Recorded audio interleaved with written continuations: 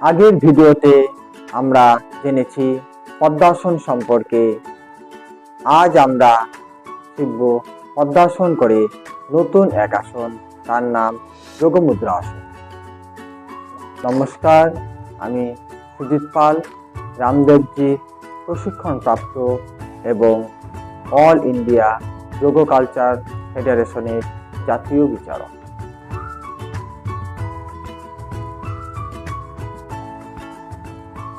এখন যোগমুদ্রা আসন কিভাবে করতে হয় তার ভঙ্গিমা করে দেখানো হচ্ছে। একটু গুরুত্ব দিয়ে আপনারা দেখুন। প্রথমে পদ্মাসন করতে হবে। আগেই পদ্মাসন দেখানো হয়েছিল। ডান হাত দিয়ে বাঁ পা এবং বাঁ হাত দিয়ে ডান পা কিভাবে ভাঁজ করে তোলা হলো।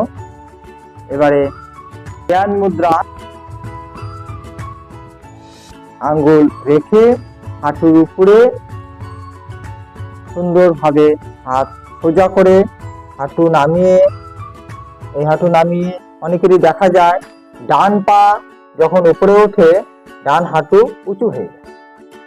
এইভাবে যদি উঁচু থাকে তাহলে কিন্তু আসনটা অসম্পূর্ণ থাকে।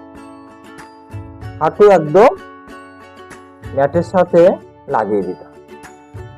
এবারে আমরা চলে যাচ্ছি যোগমুদ্রা আসন।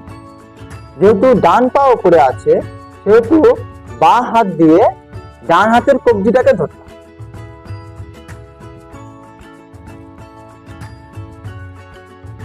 এবারে দেখাচ্ছি বাঁ হাত দিয়ে ডান হাতের কবজিটাকে ধরে। ডান হাত কিন্তু মুঠি থাকবে আলগাভাবে, খুব বেশি জোর দিয়ে না। এবারে শ্বাস নিয়ে শ্বাস ছাড়তে ছাড়তে নামতে হবে।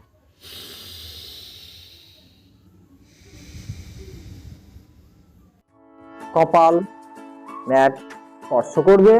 যতক্ষণ সম্ভব শ্বাস বন্ধ করে রাখা ততক্ষণ থাকবে। যখন আর থাকা সম্ভব হচ্ছে না তখন শ্বাস নিতে নিতে উঠে। এবারে আবার পদ্মাসনের ভঙ্গিমায় হাত রেখে শ্বাস প্রশ্বাস স্বাভাবিক করে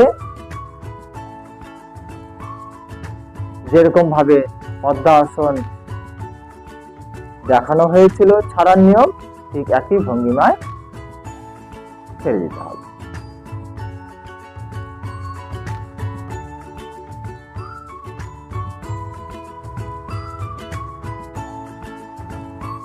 যোগমুদ্রা আসন নিয়মিত অভ্যাসে কোষ্ঠকাঠিন্য দূরীভূত হয় এবং পায়ের বাত বেদনা কমে যায়।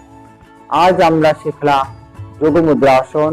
আগামী দিন আপনারা কোন আসন জানতে চান কমেন্ট করে জানাবেন। আমি সেই আসন নিয়ে আপনাদের সামনে হাজির হব। ধন্যবাদ।